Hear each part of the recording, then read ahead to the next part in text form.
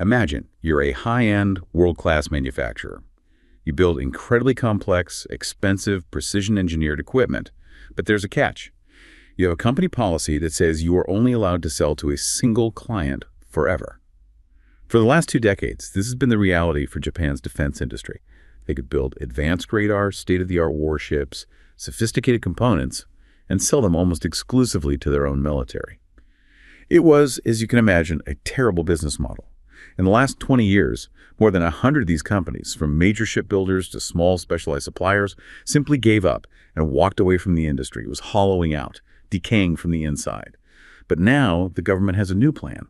After watching its domestic industry wither, it's decided to finally change that single fundamental company policy. They're not just looking to add a few new clients, they're looking to tear down the non-lethal only sign on the door and start exporting the entire catalog. Welcome to the Deep Dive. Our mission today is to really get under the hood of this massive shift happening in Tokyo. It really is seismic. Yeah, and I don't think that's an exaggeration. This is historic. We're watching Japan in real time start to dismantle 6 decades of, these really stringent post-war rules that basically defined its entire national identity. Right. This isn't just some technical tweak to procurement. This feels like a change to who Japan is on the world stage. I think that's the perfect way to frame it. And because it's so profound, we really have to look at the forces pushing this. I think there are 3 core tensions we need to explore to get the full picture. Okay. First, there's the one you just mentioned, the pure economic desperation. The industrial base was dying and it needed a lifeline. Right, survival. Second, you have the immediate strategic pressure. The security situation in the Indo-Pacific has changed so dramatically. And then the third, and maybe the toughest one, is this deep domestic conflict over Japan's post-war pacifist identity. That identity is now clashing head-on with geopolitical reality. So today we're going to try and unpack all 3 of those. Let's do it. Start with the economy, because it feels like that's where the most acute pressure was coming from. It was. This single client model. I mean, for 60 years, Japan's defense industry could only sell to its own Ministry of Defense. And you just can't sustain a modern industry that way, especially not in a global market that runs on massive economies of scale. So what we saw was just this slow, grinding decline. A relentless decline. The number that always stands out to me is over 100 companies just walking away from the defense sector in the last 20 years. And these weren't just small, niche suppliers. We're talking about huge industrial players, household names. Oh, absolutely. I mean, think about Komatsu. Everyone knows Komatsu for their construction equipment, right? Yeah, of course. They just decided to stop developing armored vehicles, said it wasn't profitable. Then you have Mitsui E&S Shipbuilding, a foundational name in their maritime history, pulling out of building warships. Sumitomo Heavy Industries, another giant, did the same. Wow. And when you see these huge diversified companies, the ones that can normally, absorb a loss here or there, when they decide a business line is a dead end, that tells you the entire supply chain underneath them is collapsing. So what's left is this really broken industrial structure. I've heard it called an oligopoly with market division. What does that actually mean for the taxpayer, for the SDF's budget? It means they pay through the nose for everything, an enormous premium. Oh. The few big players left, like Mitsubishi Heavy Industries and Kawasaki, they don't really compete against each other. They sort of divide up the market. So there's no pressure to innovate or be efficient on cost? None. And the result is that the SDF, the military, ends up buying these tiny, super expensive batches of equipment. Every single unit costs way, way more than it would on the international market. It's the price of prohibition, as some call it. I think we need a concrete example of that because it sounds abstract. The AH-64D Apache helicopter program is a really peril. It's just the perfect painful story here. It is the textbook case of this failure. So Japan got the license from Boeing to build the Apache in country. A very advanced attack helicopter. One of the best. But because there was no export market, they could only build them for themselves. They ended up making just 13 of them before they had to pull the plug on the whole program. 13? Why? The cost per unit had just spiraled out of control. Some estimates put it at around 5 times what it would cost to just buy one off the shelf from the U.S. 5 times. It became so fiscally irresponsible, they just couldn't justify it anymore. So this incredible platform was effectively stranded in Japan because they couldn't produce it at volume. And the real tragedy here, I think, is the technology that Japan was just sitting on. locked away. This isn't a country with second-rate tech. They have some of the best stuff in the world, but it couldn't be sold or scaled. That's maybe the biggest hidden loss in all of this. I mean, just look at the tech inside their Soryu-class submarines. They use this incredibly high-grade steel. But the real star is the battery technology. They have some of the world's most advanced lithium-ion battery systems for their newest boats. Let me just jump in on the batteries because that's such a perfect example. Most subs still use these old lead-acid batteries, right? Yeah. They have to surface or use a snorkel to recharge. Constantly. It's a huge tactical vulnerability. But these lithium-ion systems that Japan pioneered, they offer this huge leap in power and endurance. The subs can stay fully submerged for much, much longer. It's a game-changing piece of tech. A total game changer. And yet they couldn't sell that application, they couldn't license the components, nothing. It was just sealed off. And it goes beyond subs.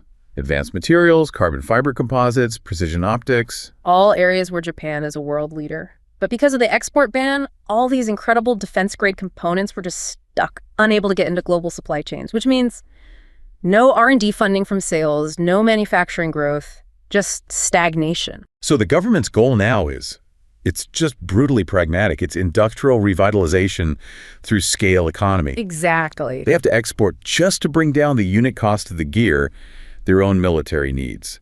This isn't about ideology. It's about basic business survival. It's entirely about keeping the manufacturing base alive.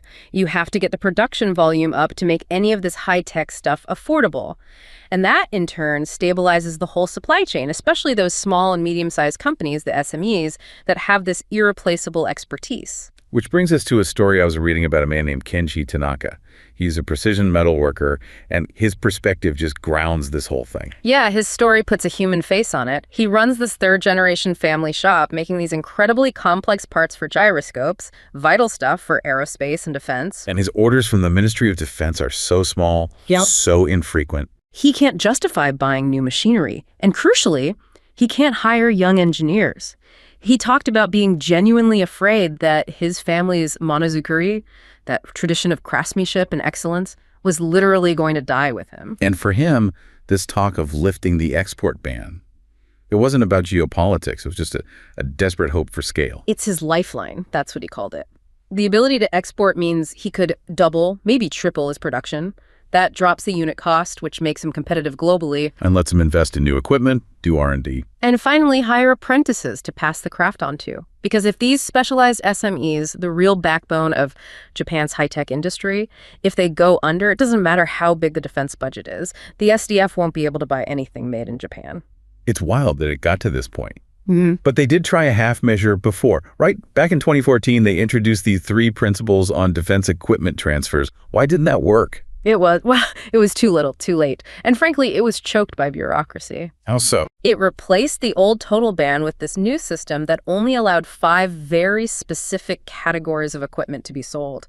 Things like rescue, transport, surveillance. So only non-lethal stuff. Strictly non-lethal. And even then, it created this massive maze of regulations. So even with the door cracked open a little, not much actually got sold. Barely anything. Yeah. The few deals that did happen, some patrol boats and radar to Southeast Asia, were almost all government-to-government deals tied to foreign aid. Not commercial sales. No, and the whole mindset in the bureaucracy was still about control, not promotion.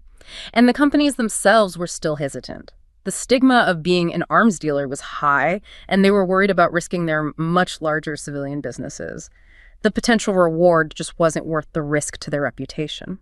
So the 2014 changes were like a dripping faucet, but these new revisions, this is like the dam breaking. What was the catalyst? What forced their hand to finally allow lethal exports? The short answer is a direct phone call from Washington. Specifically, it was about the war in Ukraine. The U.S. was burning through its own weapons stockpiles, especially air defense missiles, to support Kyiv. And they needed help refilling their warehouses. Urgently. So they looked to their key allies who build American-designed weapons under license. And Japan was right at the top of that list. Okay, so let's unpack the key change here, this focus on license-built products. I've seen it called the reverse export loophole. That's a good name for it. And it's the mechanism that changes everything overnight. The new rule says Japan can now export finished defense products, including lethal ones, back to the country that holds the original patent. So before, they could only send back, what, spare parts? Exactly. Minor components, subassemblies, like an engine part or a bit of a missile's guidance system. Now they can ship the whole completed weapon. And the test case for this, the big one, is the Patriot missile system, the PAC-3. The PAC-3 transfer is the prime example. Japan's military operates dozens of Patriot batteries, and they make the interceptor missiles for them in Japan under license from Lockheed Martin. So now they can just box up those finished missiles and ship them straight to the U.S. And instantly add a huge amount of volume to the international defense supply chain. And this is massive because you have to realize the SDF operates dozens of major weapon systems under license, F-15 fighter parts, all sorts of missiles. This one revision unlocks a huge potential export market focused right on their main ally. That brings us to the second big change, which is, it's a bit more subtle. It's about indirect support for conflict zones like Ukraine. Japan's constitution still says they can't send lethal weapons directly into an active war zone. Right, that's still a red line. So how does sending Patriots to the U.S. end up helping Kyiv? It's all about logistical flexibility for the Pentagon.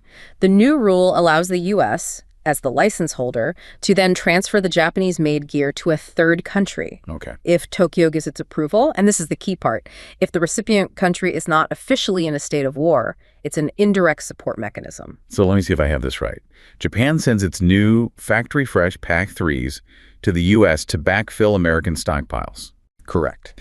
The U.S., with its inventory now topped up, can then take missiles from its own existing stock and send those to Ukraine. That is the precise geopolitical calculation. Japan gets to strengthen Kyiv's air defenses without technically sending weapons to Kyiv. It's a fine distinction, but it's the one that allows Tokyo to stick to the letter of its pacifist guidelines while still being a major security partner. And this demand goes beyond just the missiles themselves, doesn't it? Washington is looking for more fundamental materials, too. Yeah, the demand is intense for things like high-performance explosives and other components. There's a global shortage because of the sheer amount of ammunition being used. And Japan has a specialty in that kind of advanced material science. They do. In advanced energetics, things that extend a projectile's range and make it more effective. And once Japan starts exporting these components to the U.S., their own domestic production lines will have to ramp up to replace them, which is how they finally start to achieve that scale they so desperately need. Now, even with all this urgency, the changes didn't go as far as some wanted. There were some big issues left on the table because of disagreements in the ruling coalition. Yeah, a couple of major breakthroughs are still, let's say, pending. What are they? Well, the big one is the export of jointly developed weapons. This is all about the new fighter jet, the Global Combat Air Program, or GCP, that Japan is building with the UK and Italy. And that's a huge problem, right? Because if you're the UK or Italy, you're not spending billions of dollars on a new jet just to build it for yourself. You expect to sell it globally to make your money back. Of course. The whole financial model depends on exports. So if Japan can't commit to exporting the final product, the entire partnership is at risk. They're supposed to make a final decision on that soon, but it's a huge political fight internally. What's the second big unresolved issue? It's about getting rid of those original 5 categories from the 2014 rules, rescue, transport, surveillance, and so on. The non-lethal stuff. Right. There's a big push from the more hawkish wing of the ruling LDP party to just scrap those categories entirely and fully liberalize all exports. People like Sanai Takaichi have been very vocal about this. And this brings up a really important point about how this is all happening. These aren't new laws being passed in Parliament. No, and that's a major point of contention. These are just principles and guidelines. The government can change them with a simple cabinet resolution, no parliamentary debate, no public vote. Which allows them to move very fast, like with the PAC-3 transfer. Incredibly fast. But it also draws a lot of criticism from opposition parties and civil society groups who say something this fundamental to Japan's identity should have a full, open debate. It seems like strategic urgency is just bulldozing the normal political process. That's a good way to put it. So let's pivot to that strategic side. We know the economic reasons, we know the policy mechanics. Why is Tokyo doing this now? What's the threat that's making this so urgent? The official line from the government is all about deterrence. They use this phrase, to deter unilateral changes to the status quo by force. Which is diplomatic code for? For China's military buildup, North Korea's missile tests and Russia's increased activity around Japan. It's a direct response to a security environment that they see as increasingly dangerous. But this is more than just building up their own defenses. This move fundamentally reframes the U.S.-Japan alliance. It really does. It's a transition from Japan being essentially a consumer of security provided by the U.S.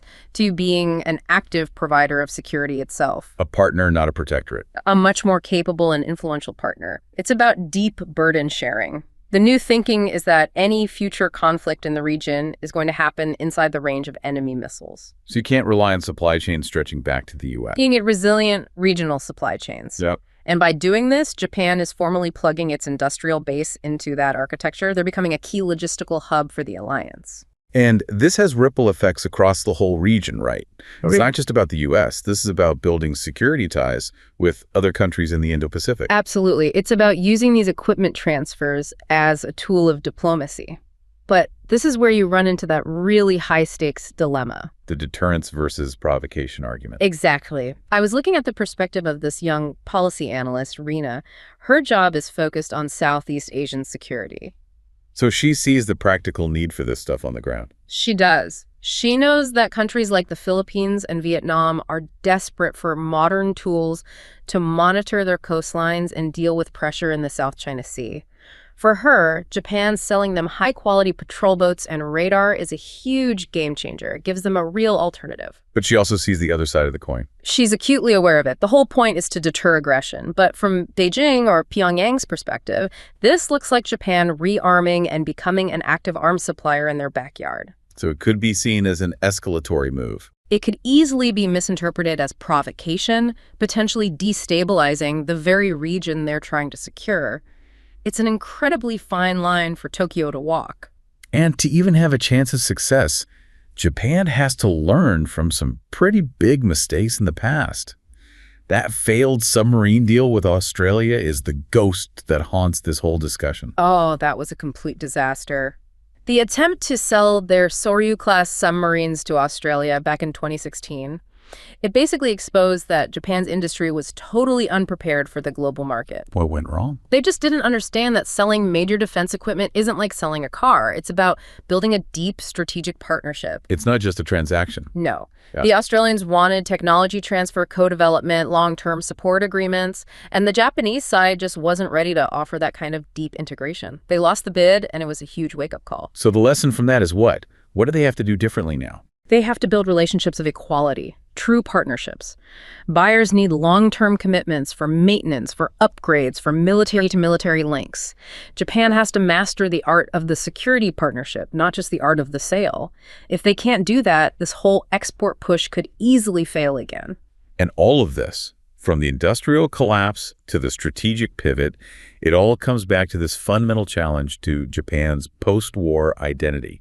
This is really about Article 9 of their constitution. It is. The principle of anti-militarism is so deeply woven into the national psyche. I mean, the self-defense forces are almost invisible in daily life in Japan. They really only come out for disaster relief. So any talk of military expansion, let alone selling lethal weapons, is just, it's incredibly sensitive. It immediately touches that raw nerve about the country's militarist past. It's a profound cultural and political issue. And that creates this powerful generational split, this ethical divide. Yeah, there was this one account that just captured it perfectly. It was an argument between an 82-year-old survivor of the Hiroshima bombing and his 20-year-old grandson. The grandfather's view is built on absolute pacifism. He sees any export of weapons as a total betrayal of the lessons of the past. He's asking, have we learned nothing? But the grandson, coming from a different generation, sees the world differently. He sees it through the lens of Ukraine. He respects his grandfather's experience, but he asks a different question. He asks, when a country is invaded, isn't it also a moral failure to refuse to help them defend themselves? That's the core tension right there. It's the whole debate in a nutshell. Is peace best served by refusing to participate in war or by actively helping your allies defend a rules-based order? And the government is now firmly arguing for the second option. They're saying that to be a peace-loving nation in the 21st century, you have to have the industrial might to back up your friends. And that argument is being pushed hard by the hawkish wing of the LDP. We mentioned Senai Taikaichi, but this is a coalition government. They have to work with the Komeito party. And Komeito has very different, much more pacifist roots. They act as the essential brake on the LDP's ambitions. Which is why we see this weird policy outcome, right? Exactly. It's why they can push through something urgent like the Pacifist transfer with a cabinet resolution, because it's tied to the U.S. alliance. But it's also why a bigger, more forward-looking decision like exporting the GC-cap fighter jet gets delayed again and again. They need Komeito's buy-in for that, and they don't have it yet. It's a very clever, if controversial, political strategy. Sidestep the big constitutional battles and just steadily reinterpret the rules. It's what former Prime Minister Abe was a master at. And that slow expansion of what's permissible gives the industry the psychological confidence it needs. Because they face a huge bureaucratic problem. Even with the new rules, there's a kind of institutional reluctance. A deep-seated inertia. There's still this feeling that arms exports are somehow dirty. And that attitude exists in the government ministries and in the companies themselves. The companies are worried about their brand image. Right. They're afraid of risking their massive, profitable civilian businesses, their cars, their electronics, by getting a reputation as an arms dealer. The ministries, meanwhile, still think of themselves as regulators whose job is to control exports, not promote them. So there's no export promotion mindset. Not yet. There's no unified, aggressive government support system to help these companies navigate the global market. That's why you hear executives say things like, it's impossible for us to just go out and sell things. They don't know how. Okay, so the policy has changed, but the culture hasn't yet. This brings us to the future. How do they actually make this work? They have to overcome this inertia, this cold stone problem. Right. The Japanese have a saying, Ishi no yu-san, nen sitting on a cold stone for 3 years. It means perseverance, but it also speaks to this incredible inertia. You can't change a corporate culture that's been dependent on one customer for 60 years with just a press release. So they need a new playbook. They need to look at other countries that have figured this out. Exactly. They can learn a lot from other mid-sized defense players. Let's start with South Korea. Who have had this explosive success over the last 10 years. What's their model? They became the ultimate gap filler. They didn't try to take on the US or Europe directly. Instead, they targeted countries that, for political reasons, couldn't or wouldn't buy from the big Western powers. So they found a niche. A huge niche. And they used those export sales, especially for things like tanks and artillery, to build up scale very quickly, which in turn made them more competitive. It was a very smart, pragmatic strategy. Okay, so that's one model. What about a country like the UK? Which has a similar high-tech base, but also faces budget constraints. The UK model was all about strategic consolidation and international integration. The government basically forced their defense industry to merge into fewer, stronger companies. And then they looked outward. Aggressively. They pushed into the US market, even buying American companies. And they embraced big international projects like GCK because they knew they couldn't afford to build a new fighter jet on their own. And the third model is Israel. A small country, but a tech powerhouse. Israel's model is about specialization and becoming indispensable. They knew they couldn't build everything themselves, every ship, every plane, so they focused on becoming the world's best in a few key areas. Things like electronic warfare, sensors, missile defense. Exactly. They focused on the high-tech brains and nervous system of the weapons, not always the body. And by doing that, they made their technology an essential component inside American and European platforms. You can't build a top-tier fighter jet without some Israeli tech inside it. So if you put those three lessons together, what are the concrete steps Japan needs to take right now? First, and this is the hardest one, is prioritization. They have to stop trying to keep every single small defense sector alive. It's investment without prioritization, and it's not working. They need to pick winners. We need to pick winners. Decide which areas, like maritime tech or air defense, are strategically critical, and pour resources into those. Second, they need to change what they're trying to sell. Yes. They need to encourage dual use. Instead of focusing only on selling a whole finished warship, which is politically sensitive and complex, they should focus on exporting the parts and components where they're already world-class. Carbon fiber, optics, electronics. It's less controversial and gets them into global supply chains immediately. And they have to find a way to bring new blood into this old, rigid system. Which is the third point, foster innovation. They need a system like the U.S.'s Defense Innovation Unit, something that makes it easy for small, innovative tech startups to work with the military. That's how you replace the 100 specialized companies they've lost. And finally, the government itself has to get its act together. They have to coordinate strategy. The people buying the equipment in the Ministry of Defense need to be on the same page as the people trying to support the industry and the diplomats trying to arrange sales. Right now, those three things are not aligned. If they don't fix that, none of the other changes will matter. In synthesis, Japan's pivot is a story of unavoidable pragmatism driven by two converging pressures. On one hand, it's about economic survival saving a vital high-tech industrial base that was collapsing under the weight of decades of isolationist policy. On the other, it is a strategic necessity, aiming to create the resilient industrial capacity needed for credible deterrence and burden sharing in an increasingly hostile Indo-Pacific.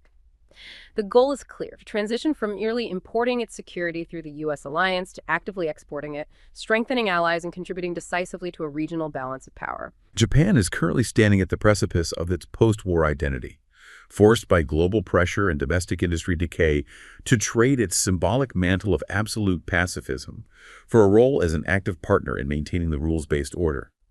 A decision that will permanently redefine what the concept of a peace-loving nation means in the 21st century.